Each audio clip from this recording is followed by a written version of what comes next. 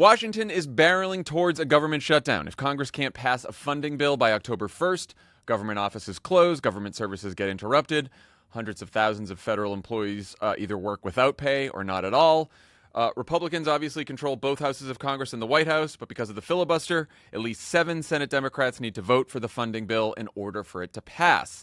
As of this recording, Republicans don't have the Democratic votes they need to pass the bill they've put forward.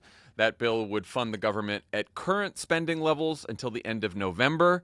It's also known as a clean continuing resolution, or a clean CR, at which point at the end of November, Congress would have to agree to another funding bill or face another shutdown.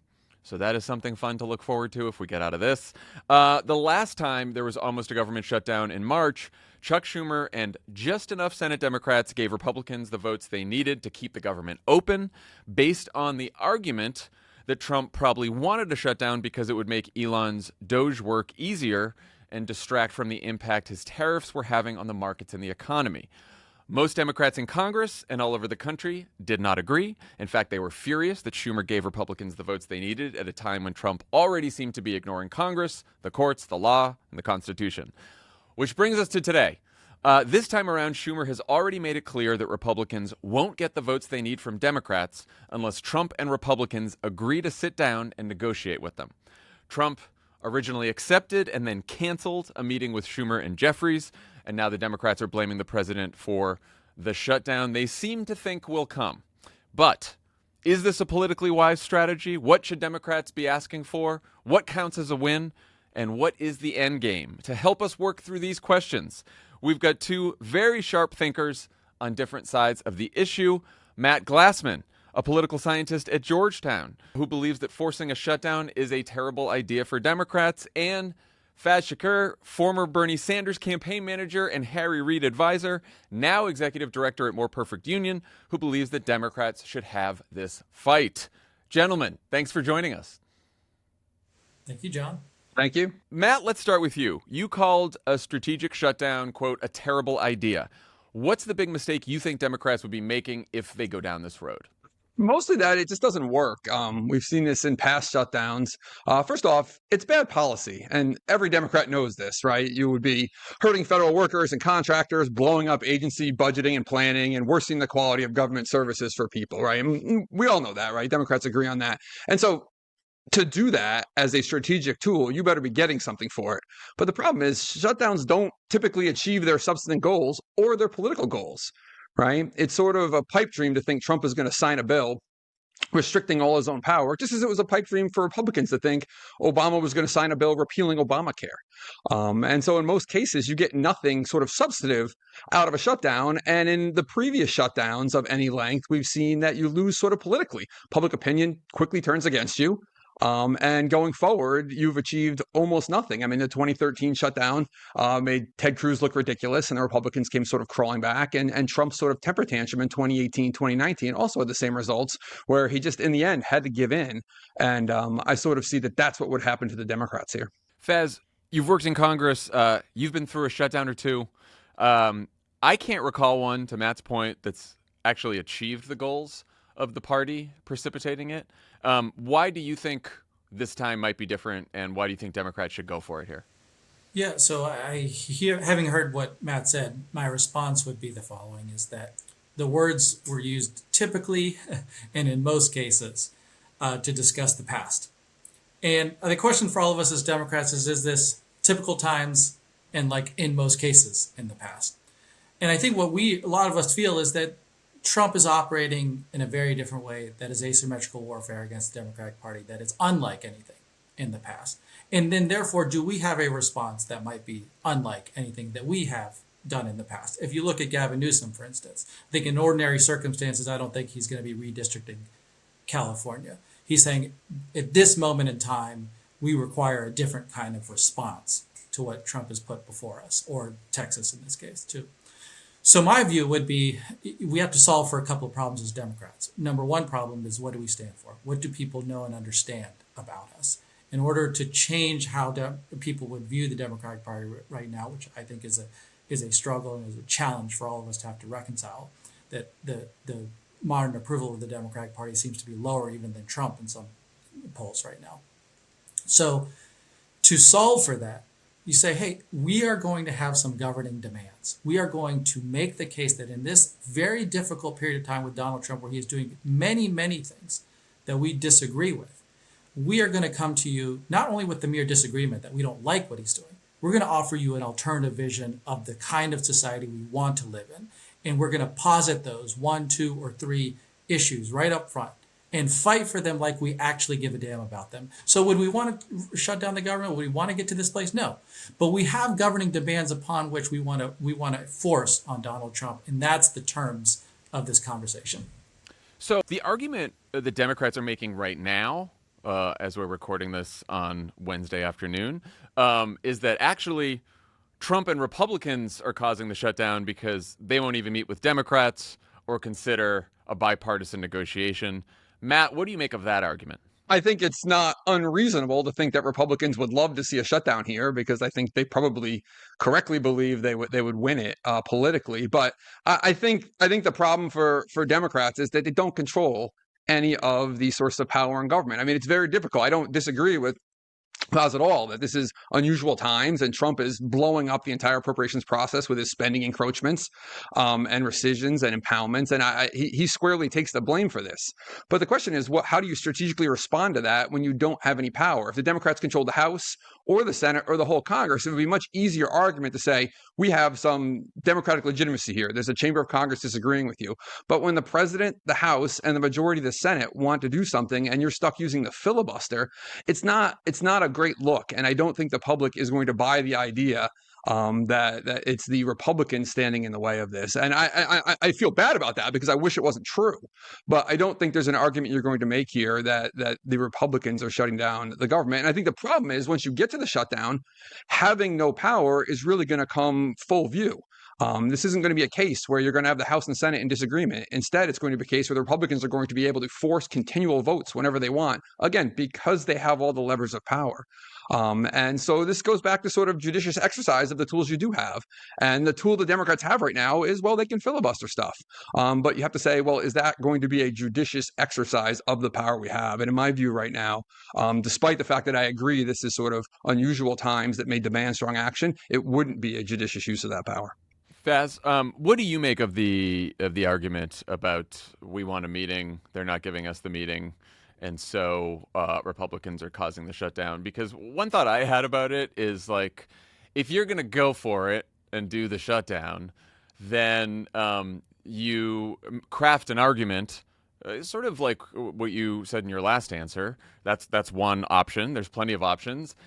I wonder if the process argument in trying to get people to believe that Republicans are actually the ones being intransigent and the Democrats just want to sit down and cooperate and negotiate is the best foot forward. But what do you think? I think it's right to demand the meeting. And I'd say one of the things is that this is the challenge in the learning lesson of the failure of the last shutdown, right? This didn't even occur during that period of time. I don't remember a Schumer-Jeffries demand for a meeting with Donald Trump, which should have obviously occurred last time. And so I think they're correcting for that problem this time, and I think they're right to say, hey, we need a meeting with Trump. You should have, of course, you in any kind of governing demand situation, you should have a meeting with the power brokers, and if they believe that they have some degree of power, and I believe the Senator Schumer does, and you're as you set up this segment, you were indicating that they need Democratic votes to pass this, right? So then you are a powerful actor. So let's sit down and talk about it. Now, when you sit down and talk about it, what is your demand? Do you want anything? Or do you just want to shut down? Then those conversations, as you remember well from President Obama's period of time, what are we negotiating over? You just want to shut down, and I can't give you what you want. You want to repeal all of Obamacare, you're not going to get it. The question for a Democratic Party right now is, do you have a governing demand that you find to be very popular with the American public, such that they are your core constituency here? You want to be talking to independents, centrists, Trump voters, and progressives about this is something that I care deeply about and prepared to fight for and to posit this. I'm going to be honest, I'm talking in political terms. If you're going to go in the next midterm election cycle, you want to know that the people who are voting in that midterm election cycle are not just merely voting on a Trump referendum. They're not just saying, hey, up or down on Donald Trump. Certainly that's at play. What we're trying to solve for is, do you want to people to affirmatively vote for the Democrats. And if you're going to want to vote for a Democrat, you want to know, well, what would you do if you had the House or the Senate? Do we know? Right now, if we sat in this conversation and I said to you, John, or Matt, hey, Democrats now have the House under Schumer and Jeffries, what would they be doing any differently right now? Right? What would they be asking for? That's the question of this shutdown, actually, because this is the time to posit what that would be. In 2005, you might remember this period of time, John, because I think we were living it together. I think President George W. Bush was president, and Harry Reid and Nancy Pelosi were minority leaders of the House and the Senate. And Bush was trying to privatize Social Security. And they could have easily said, listen, going into the midterm elections, we don't want to make a case of just, saying we want to play dead here. We're just going to say George W. Bush is sinking in his own ship, and we are not going to say or do anything. Instead, they said, no, we got to come up with an affirmative agenda, 6 for '06. And if you look back at that period of time, in that 6 for '06, it laid the foundations for a Democratic agenda. In that was affordable health care, which you might remember and ended up becoming a thing in 2008, and raising the minimum wage. So they said, if you put us in power, we'll raise the minimum wage. It was $5.15 at the time. They come into power. You get Speaker Pelosi as Speaker of the House and Harry Reid as Senate Majority Leader in 2007. The minimum wage is raised that year from $5.15 an hour to $7.25 an hour. It is the last time we have ever raised the minimum wage in modern history. How did that happen? Because Democrats had a governing demand even before they came into power. And that is what I am hunting for. That is why I want the government shutdown to be a cause of catalyzing this kind of a thinking, because right now Democrats don't have any governing demands. So Matt, what do you think about that? That the shutdown is basically putting it's an attentional event. It's putting a marker in the ground. This is what Democrats stand for. It's setting up the midterms. This is what we're fighting for, and we're going to the mat for it right now. I agree that a positive governing agenda is something that you probably want to have going into a midterm, even if the president is horribly unpopular, as he is. And I expect Democrats to do well, whether they have an agenda or not. I think an agenda is a good thing. And I think it's helpful. I don't think a shutdown is the way to produce that agenda. I keep hearing people say, well, we need an attentional moment. But I don't know how much more attention you can bring to sort of Trump's excesses, for instance. Most people don't like Trump. They know enough about him to know they don't like him. And I fear that the attention in a shutdown will not be on any issues you might bring up. It will be whether the government should be open or not. And that issue is going to unify Republicans and divide Democrats. I just don't think that's the ground you want to be playing on. We can hypothesize that we could talk about any issue we wanted, from Trump's spending nonsense to actual substantive healthcare issues or tariff issues, all the way to things that aren't, typically on the plate right now in Congress, like minimum wage. But I think it's unrealistic to think during a shutdown it would be able to be framed that way in the public sphere. I think the public sphere debate would be, should the government be open or shut? And it would very much look like the Democrats are trying to keep it shut to try and achieve goals that have nothing to do with the appropriations process. And I worry that both in Congress, where it would unify the Republicans in a way they're not really unified right now, and certainly in the executive branch, you would see sort of the Republicans be able to manipulate the shutdown in a way that would be very harmful, both substantively and politically. I think sort of the unusual nature of Trump sometimes calls for unusual responses, but boy, I worry about what the unusual nature of Trump would be like in a shutdown. All presidents have strategically behaved when the government was shut down. Obama was, if you don't like the shutdown, you can do things in the executive branch, like quickly close the Washington Monument, like President Obama did, to sort of leverage it politically. And if you do like the shutdown, like Trump did in 2018, you can sort of leave the parks open and continue oil permits flowing, right? And so giving the executive branch that sort of control right now, I think would exacerbate sort of the unusualness of Trump, while also unifying congressional Republicans. One thing the Democrats have going for them right now is that Republicans are kind of divided on a lot of this spending stuff, and they're divided on the ACA subsidies. And all of those things, if you worked with them sort of quietly or at a lower stakes level, I think could probably be won in basic bargaining without having to resort to sort of high stakes shutdown politics. Can I just really quickly respond to that? I think Matt making solid points about it is not without risk to go into this, and he outlines some risks as well. I think I'm just operating off a different assumption that one of the challenges that I see Democrats currently suffering from is a lack of conviction and integrity of governing demands. What do you want to do, in the sense that, do you really give a damn about it enough that you would change the situation in this country. So you're trying to solve for both a feel of what people perceive of a Democratic Party and couple that with a strategic action. To their credit, heading into this shutdown moment, Leader Jeffries and Senator Schumer actually have indicated a governing demand, right? They've said, most people don't know it, but because there's a challenge, right? This is the question, right? The governing demand is to say, we don't want 20 million people finding their health premiums are going to go through the roof as a result of tax subsidies being cut in the One Big Beautiful Bill for healthcare premium reductions for many working class families. And that's a worthy demand. That's a worthy governing demand. It impacts tens of millions of people. And I sit here and I wonder if any of you disagree that most people don't know that Democrats are prepared to go to the mat to fight to make sure that their healthcare costs go lower, not higher, and that Trump is about to make them go higher. That, I think, is what I'm after, is to advance once again a healthcare debate such that with conviction and integrity, you own the issue, that you're willing to go to the mat for it, even so much so that you posit the opportunity for Trump to solve this problem with you. Or, we're going to have to go into a resolution of how to solve for this problem because it matters to too many millions of people. And if we have to shut down the government for a few days or weeks in order to solve it, I want to get it done. That credibility of that issue mattering and the conviction and integrity with which we fight this, to my mind, is solving a major thing that I'm trying to get the Democratic Party weakness to be addressed. Yeah, I do want to just press on the choice of healthcare as the demand, which it is right now. So, like you said, if Democrats get any kind of concessions on healthcare, it would help millions of people on one of the top issues for voters. And one of the few issues where Democrats probably have the biggest advantage over Republicans. So politically, exactly right.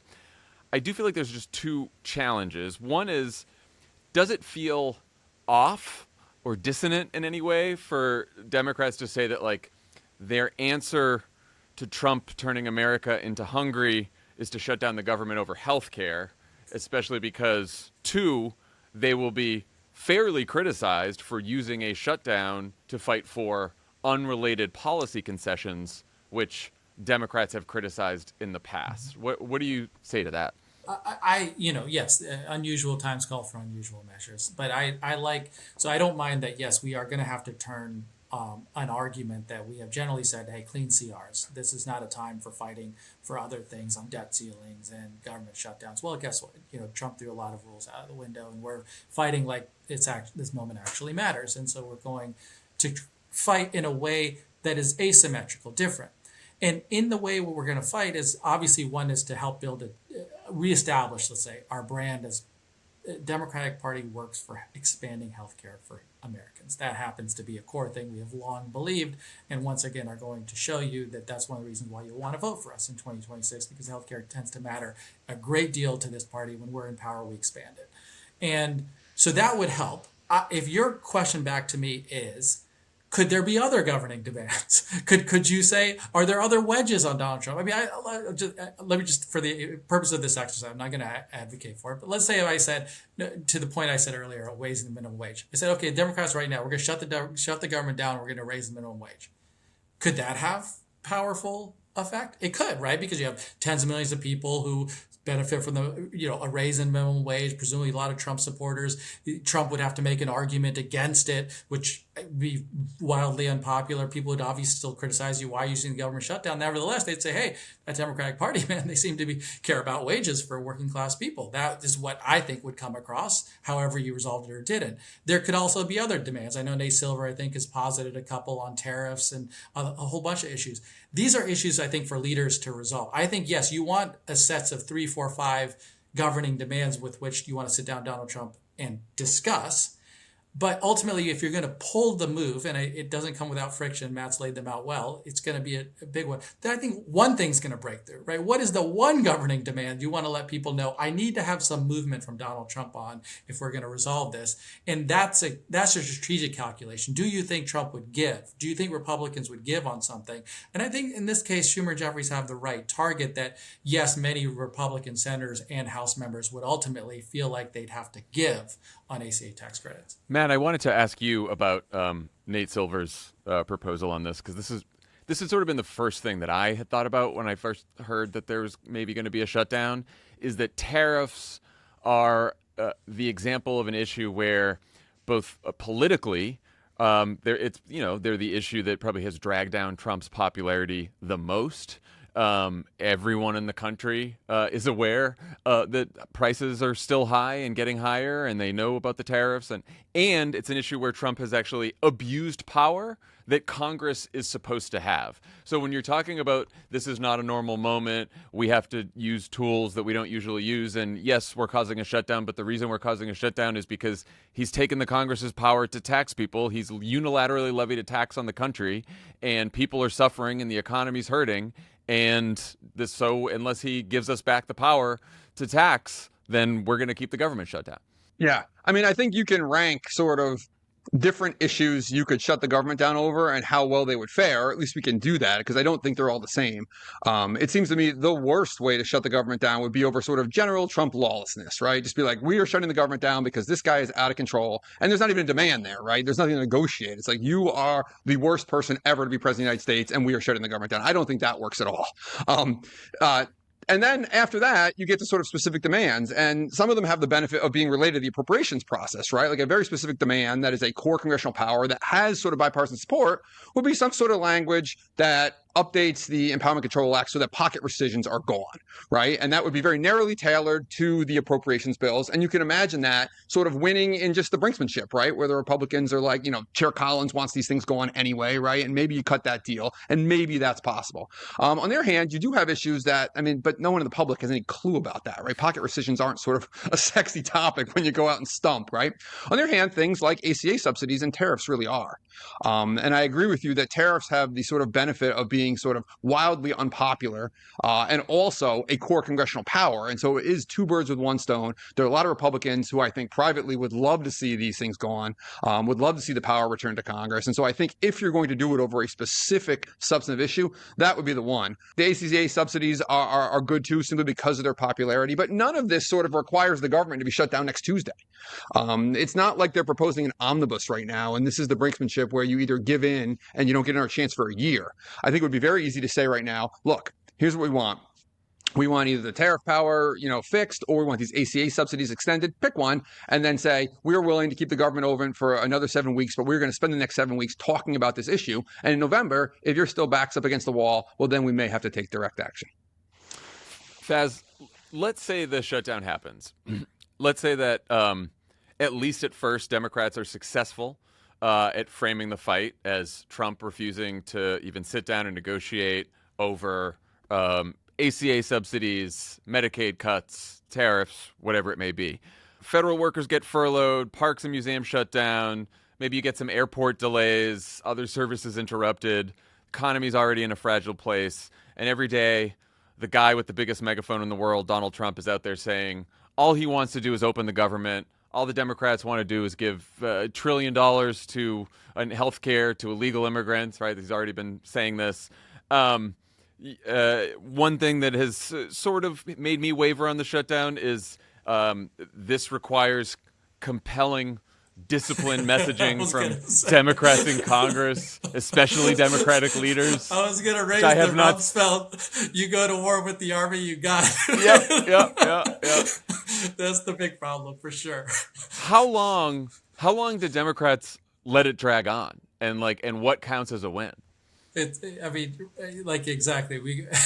we see this the same way. That I would want to do this, and I believe it's the right tactic. It's the right move. And then you say, your field generals are going to be, Senator Schumer trying to lead the messaging on a daily basis against Donald Trump, and I don't like the odds of that. And so I think the challenges of trying to figure out how best the Democratic side is advancing an argument on healthcare in the midst of a shutdown while terrible, challenges are being faced to federal workers. Not that they haven't had some terrible challenges, quite frankly, for the past 9 months.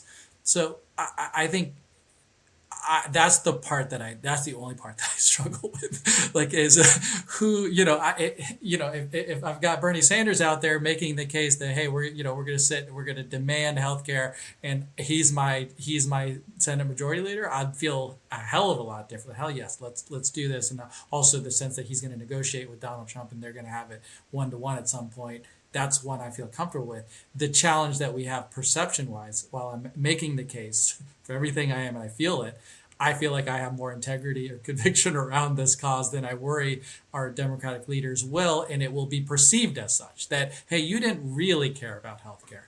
You really just wanted a tactic. You were playing behind the 8 ball. The things that Matt was mentioning before. You're just kind of you needed an outlet, a vent, and you were dealing with left criticism and da da da da. So you engaged in this tactic. Well, that isn't solving the problem that I just indicated the Democrats are grappling with: conviction and integrity. That you're fighting for something that it matters to you and you mean it.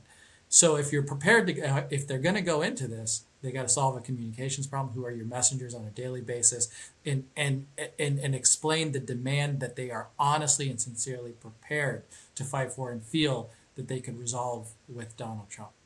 So there is that, and then I just wanted to ask you, as like someone who's been in the Senate, like say we did have that, right? Say we have a clear ask, we have some good messengers out there, but Donald Trump and the Republicans pretty early on are like, no way, we're just going to keep this government shut down until you guys come to the table. We don't care until you open the government, right? Like, it's your fault. You're the ones who caused it.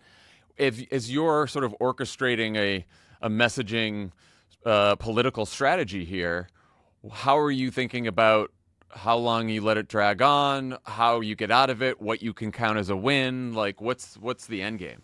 Well, remember, it's not, in these cases, it's not just the president. You've got Republican senators and Republican House members, and those play out obviously in geographies across America. And I have not looked at, the breakdown, and I'm sure we all could, of ACA impacts, essentially. Where are, demographics and constituents most impacted by rising healthcare premiums? Where will they see the pain the most? And you start matching them up with who are those members of Congress and those states and those senators who are going to feel this most acutely. And you're running kind of specific, hopefully targeted messaging, and as well as national. Obviously, we have to have a national fight here, but as well as state and local campaign to have those out where you find the weak spots and essentially the Republican armor, who's kind of sympathetic to, well, I'm a Republican, I would personally love to resolve this ACA issue because my constituents are going to feel the harm. And you and I know already, you sense Speaker Johnson is already feeling this within his caucus, that there are people saying, hey, can we get this off our plate? Actually, is there a possibility? Well, guess what? Now this is high stakes. So I'm going to demand every one of you members of Congress on the Republican side is going to have to stake a claim on this one. So you're going to have to say on a daily basis, what is it? And sure, you might say, oh, well, I don't like the tactic of government. Yeah, okay, well, but what about ACA subsidies? What about the demand that the Democrats are saying that they want to solve for ACA? What about that, Mr. Congressman? That's what you got to run on a daily basis. I mean, that plan sounds much more suitable to the Democrats having control of the House, where they could sort of even force that vote continually. But the vote that's going to be forced every day or every other day is going to be the vote in the Senate on the clean CR with the security funding to reopen the government. And it's going to be the Democrats filibustering that every 48 hours. That is going to be sort of the congressional side of this from a voting point of view. It would be great if you could force Republicans to vote on a CR with ACA subsidies continually during a shutdown, but you're not going to be able to. Matt, you can force the vote, but you certainly have a Democratic alternative, right? That would possibly. But I mean, you can force the vote, but you'd have a specific language saying this is right. But the Republicans are literally going to force the vote to reopen the government. He'll have cloture petitions lined up out the door, and I think that's a problem. I mean, hiding behind this is a more, I think the proximate issue, from my point of view, is not just how do you create sort of a messaging platform nationally, but how do you win the 26 election maximally effectively, right? That is the goal here. Because until that power is gained, at least in the House, the Democrats are going to have limited options, and it's going to be sort of a messaging story. And in my mind, the shutdown could backfire tremendously on you. I mean, there's not a lot of evidence that shutdowns have had a huge impact electorally. I mean, that's the saving grace here. But I do think that, like, we don't know how Trump is going to handle this, right? I mean, there's all sort of the tactics the executive branch have used. But, like, if this thing goes 2 weeks, Trump might just say, you know what? We're reinterpreting the Anti-Deficiency Act. I'm reopening the government, right? Then what are you going to do? You're going to start filing lawsuits that the government has to stay shut. I mean, the last thing you want to do is make Trump a hero here. And I worry that, the shutdowns as we know them are really only based on Justice Department interpretations of the Anti-Deficiency Act. Prior to 1980, they didn't have these style shutdowns. And if Trump reverts to that, I'm not sure what you've accomplished here, except turning him into the person who ended the squabbling in Congress and reopened the government. Because so much of my thinking is political, and John, I'm going to drag you into this to see what you think about this, Sure. dear moderator. I know that a lot of people say and have said that Ted Cruz's shutdowns didn't do anything, and that's the kind of comment that you hear this a lot. And I say, it was 2013. I remember it well. That it really set the stage for Republican wins in the 2014 elections. That, they started to make a case to the national public. And it's not that Cruz was terribly popular, but he started setting the stage both, if you remember, if there were two shutdowns. One was around, we're going to do ACA, which obviously is a thing. And then the DHS funding on immigration later, right? And I would argue that politically what the Republicans got out of that was a sense of a message and helped get some seats. But I wonder if you felt different. I mean, you were there at the time and you saw how Republicans ended up winning there. Yeah, I remember. It's funny because this was going to be my next question to Matt about how, Republicans were pretty squarely blamed in 2013 for the shutdown, lost that one when the government opened back up, and then went on to do quite well in the midterms. Now, I think there's so many factors here, and all the shutdowns we're talking about happened so far ahead of the midterm election, right? Like the 2013 one was around now in this cycle, right? So it was October of 2013, and then you have to go back and like the 2018 one where the Democrats shut down the government for a week over DACA for Dreamer stuff, and that was like a weird 1 week shutdown. It seemed embarrassing for the Democrats at the time. They lost, and then of course in the 2018 midterms did quite well. Right.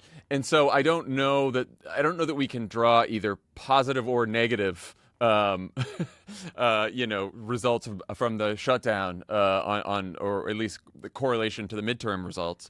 But I do wonder, I mean, just to get to your point about politics, Faz, and this is more for Matt, like, we're heading into midterm election. Midterm elections are lower turnout than presidentials, and the Democratic Party now very much relies on highly engaged, highly educated voters to turn out in a midterm election.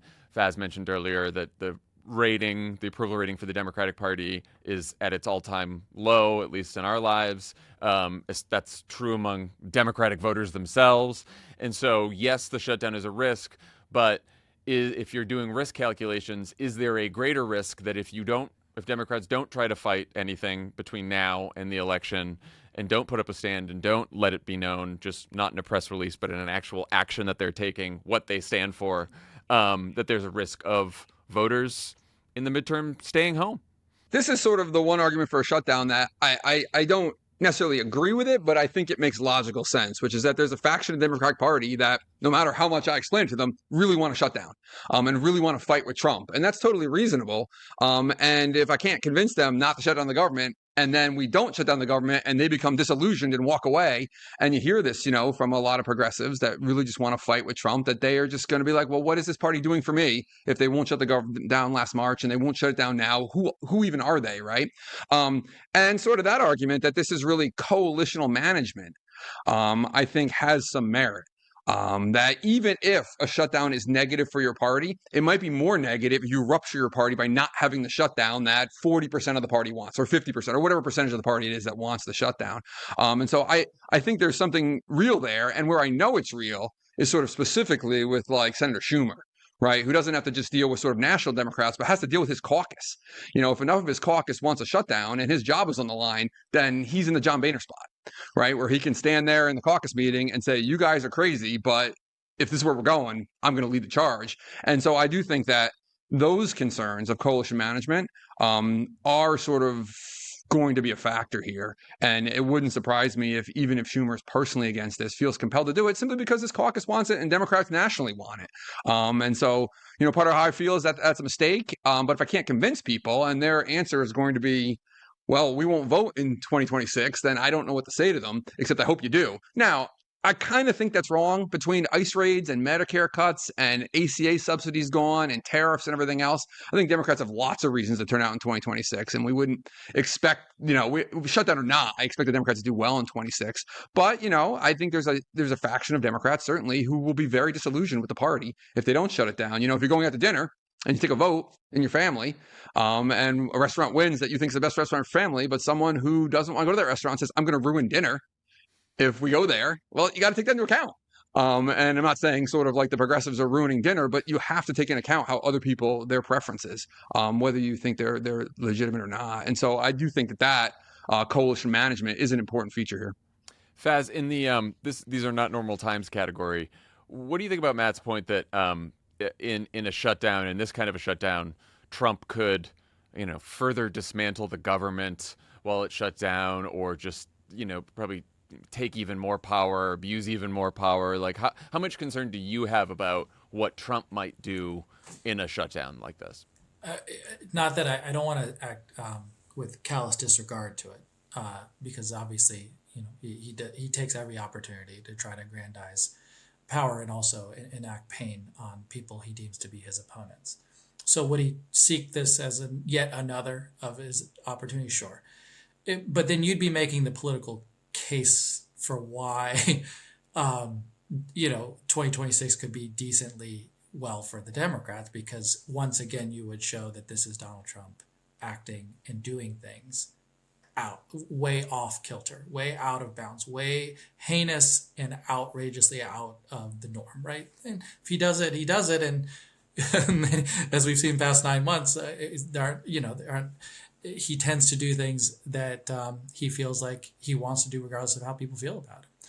So I worry less about that. I worry more about the Democrats. I worry about how do we send the message of what we are for, what we want to do. I think Matt makes good points about the shutdown, but I don't think people are demanding a tactic of a shutdown. That's not my sense, is that the desire for a shutdown. The desire is for a Democratic Party who has this sense of a spine and conviction that if we are talking about funding the government, right, that's the fundamental question. This is a fund the government to do things. Yeah. Do you not have a very different vision of society right now while we are operating under the most, cannonball and wrecking ball to the government that we have seen in the modern history of this country? Can you not come to me and say that you would demand a very different kind of a government? And what would those specific demands be? In the absence of that, it just seems too much. To quote James Carville, a fine person, who's a smart individual, that you are comfortable playing dead, that you don't really want to exert and give a sense that you as a governing party want to hold power to govern, right? Otherwise, you are just the other. You're like, well, while Donald Trump is doing this, here's the other. Would you like to vote for the other? Yeah, we could go into the campaign with that kind of the other, check the other. But it would be better that if you want to stand for government, you want to stand for the House or the Senate, that you stand on a place of doing something with an agenda. And now is a time to posit that, is my argument. Yeah, this is why, in some ways, the ACA subsidies argument it's a great ask, and I think that Democrats should make that ask. But the way that it's framed, I almost think needs to be bigger. In that, yes, it is our job to fund the government, and yes, we do not control Congress right now, but about half the country sent us to Washington. And every time we funded the government since you've been president again, you've decided to do with the money whatever you want and not spend some of it and spend it on other priorities. You are also deciding to take our power away to tax people. You've put a giant sales tax on the whole country. You are violating all kinds of laws, and it's just like, you need our votes, but you don't even ask for them. So you go figure this out yourself, because we are not funding this government so that you can go act like a king and do whatever you want, because this is a violation of the Constitution. And by the way, there's people out there who are really hurting, and this is what we do if we're in power. Right, that just don't lose that populist sense. Yep. So yes, it's a lot of what you said sounded like I hate Donald Trump and he can act like a king. I just don't want you to lose the sense that For sure. and real persons' costs, you are going to make them go up unnecessarily, Mr. President, and on behalf of them, those people who are going to see their healthcare premiums go up, lose healthcare, we fight for them. So unfortunately, yes, this is a tactic we're going to employ because those people need us as a champion because God knows you ain't doing shit for them. This was a great conversation, guys, and it sounds like we're going to find out how this all ends pretty soon, because it doesn't seem like there's a resolution in sight anytime soon. Matt Glassman, Faiz Shakir, thank you so much for joining. This is a great conversation, and I don't know, gave everyone lots to think about. Thank you. Thanks for having me.